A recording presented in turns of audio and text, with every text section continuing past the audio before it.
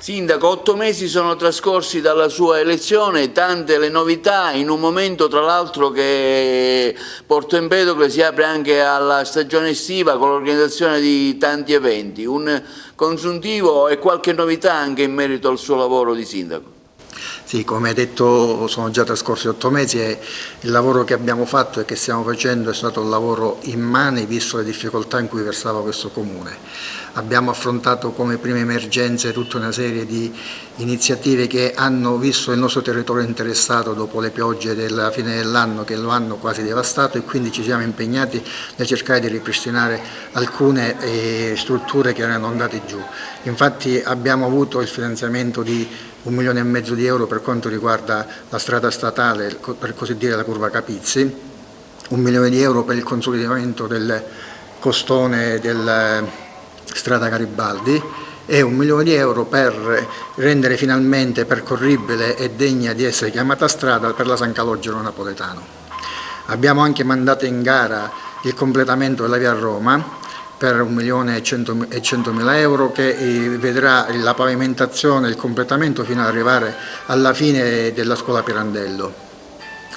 Però uno degli atti più importanti che porteremo in giunta in queste settimane riguarda la procedura per la stabilizzazione dei precari. Abbiamo infatti avviato il procedimento per la stabilizzazione dei precari, personale che da tempo in questo comune svolge funzioni importanti e che purtroppo per diversi anni per numerosi anni è stato, come dire, messo da canto e hanno avuto nel corso degli anni mortificata quella che è la loro dignità lavorativa. Finalmente avviamo questo procedimento per ridare dignità ai lavoratori che in questo periodo e negli anni passati hanno dato molto a questo comune.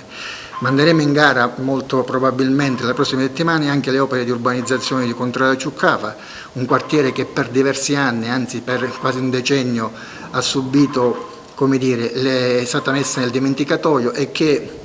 si ritrova con delle strade che sono da terzo mondo. Quindi nelle prossime settimane manderemo in gara, come abbiamo detto, per l'urbanizzazione di Ciuccava per ridare dignità ad un quartiere che merita di essere riqualificato